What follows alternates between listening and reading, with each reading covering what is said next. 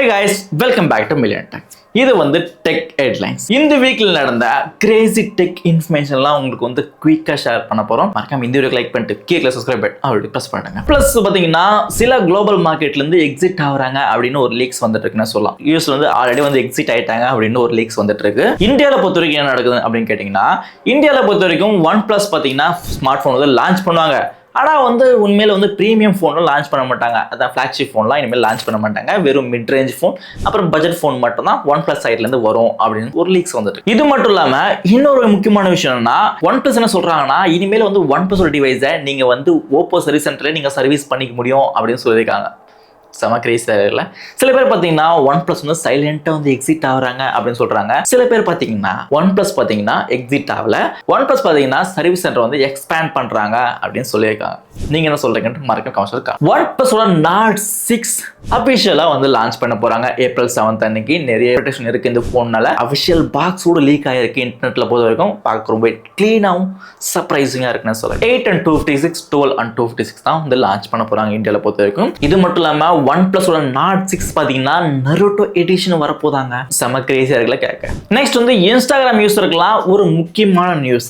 வரப்போற May 8th இருந்து end-to-end என்கிரிப்ஷனை வந்து நாங்க ரிமூவ் பண்றோம் அப்படின்னு இன்ஸ்டாகிராம் சைட்ல இருந்து அபிஷியலா அனௌன்ஸ் பண்ணிருக்காங்க. தேவையில்லாத உங்க பிரைவசி கண்டென்ட், போட்டோஸ், வீடியோஸ் அப்புறம் டெக்ஸ்ட் மெசேஜ் எல்லாம் பாத்தீங்கன்னா இனிமேல் DM பண்ணாதீங்க.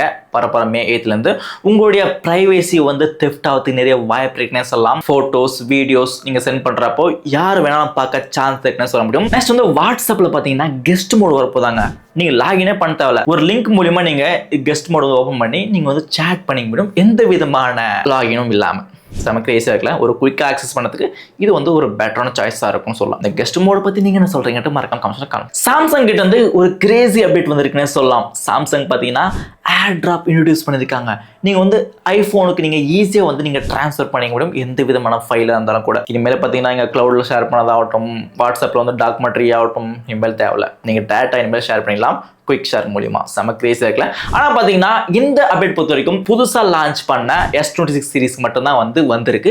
ஃபியூச்சர்ல பாத்தீங்கன்னா எல்லா ஸ்மார்ட் போனும் பாத்தீங்கன்னா நாங்க இந்த ஃபியூச்சர் வந்து இன்ட்ரோடியூஸ் பண்ணுவோம் அப்படின்னு சாம்சங் சைட்ல இருந்து அபிஷியலா சொல்லியிருக்காங்கன்னு சொல்லலாம். ஆண்ட்ராய்டு வந்து இப்போ வந்து பிரைவசி வந்து இன்க்ரீஸ் பண்ணிருக்காங்க. எப்படின்னா நீங்க தேர்ட் பார்ட்டி ஆப்பை இன்ஸ்டால் பண்றப்போ, தேர்ட் பார்ட்டி ஆப்னா பிளே ஸ்டோர்ல இல்லாம குரோம்லயோ இல்ல வேற ஏதாவது ப்ரௌசர்லயோ போய் டவுன்லோட் பண்ணி இன்ஸ்டால் பண்ணி யூஸ் பண்றப்போ இனிமேல் பாத்தீங்கன்னா நீங்க வந்து வெயிட் பண்ணணுமா. இன்ஸ்டால் பண்ணிட்டு 24 hours வெயிட் பண்ணா மட்டும்தான் இந்த நீங்க யூஸ் பண்ணிக்க முடியும் அப்படின்னு சொல்லியிருக்காங்க. 24 hours நீங்க வெயிட் பண்றப்போ அவங்க போய் செக் பண்ணுவாங்க, எதனா வந்து இதுல மால்வாஸ் இருக்கா, இல்ல வந்து எதனா வந்து இது வந்து இல்லீகல் ஆப்பா, இந்த ஆப் மூலமா எதனா வந்து தெஃப்ட் ஆகுமா அப்படின்ட்டு அவங்க போய் செக் பண்ணிட்டு அதுக்கப்புறம் உங்களுக்கு வந்து இது யூஸ் பண்ணலாமா வேணாமா அப்படின்னு அவங்க வந்து முடிவு பண்ணுவாங்கன்னு சொல்லலாம். இந்த இன்ஃபர்மேஷன் கொஞ்சம் நல்லா தான் இருக்கு. ஆனா வந்து 24 hours ரொம்ப அதிகம் இல்லை. ஜஸ்ட் 1 hour 2 hour சூப்பராக தான் இருக்கும். 24 hours வெயிட் பண்ணுவீங்களா இல்லையான்ட்டு மறக்க மாட்டேன். ரியல்மியோட 16 வந்து லான்ச் பண்ண போறாங்க. 7000 mAh பேட்டரி கொடுத்துருக்காங்க. பேக்ல வந்து மிரர் கொடுத்துருக்காங்க. இந்த மிரர் யூஸ் பண்ணி நீங்க பேக் கேமரால நீங்க செல்ஃபி கேமராவை நீங்க யூஸ் பண்ணிக்க முடியும். நெக்ஸ்ட் வந்து விவோட T5 Pro-ஓட லீக்ஸ் வந்துட்டுக்குன்னு சொல்ல முடியும்.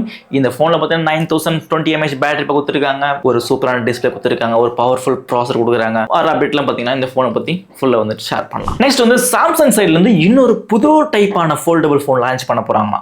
அது எப்படின்னா பாகத்துக்கு பார்த்தீங்கன்னா பேக்ல வந்து டூயல் கேம் செட்டப் தான் கொடுத்துருப்பாங்க. Z Fold 7ல பார்த்தீங்கன்னா ட்ரிபிள் கேம் செட்டப்ல, இதில் பார்த்தீங்கன்னா ஜஸ்ட் டூயல் கேம் செட்டப் தான்.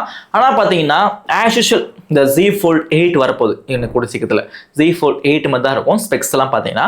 ஆனால் சைஸ் வைஸாக மட்டும் டிஃப்ரெண்ட் ஆகும் அப்படின்னு சொல்லியிருக்காங்க. ஆல்ரெடி பார்த்தீங்கன்னா Z Fold 8 வந்து நல்லா தான் இருக்கு. ஆனால் Z Fold 8 Wide அப்படின்ட்டு ஒரு புது ஃபோல்டபிள் ஃபோன் லான்ச் பண்ண போறாங்க. இதுதான் இந்த வீக்கில் வந்த கிரேஸ் அப்டேட்னு சொல்லலாம். இன்னும் நிறைய அப்டேட்ஸ் வந்துட்டு இருக்கு. இதெல்லாம் பார்த்தீங்கன்னா நெக்ஸ்ட் வீடியோ பார்த்தலாம். மறக்காம இந்த வீடியோக்கு லைக் பண்ணலன்னா மறக்காம இந்த வீடியோக்கு லைக் பண்ணுங்க.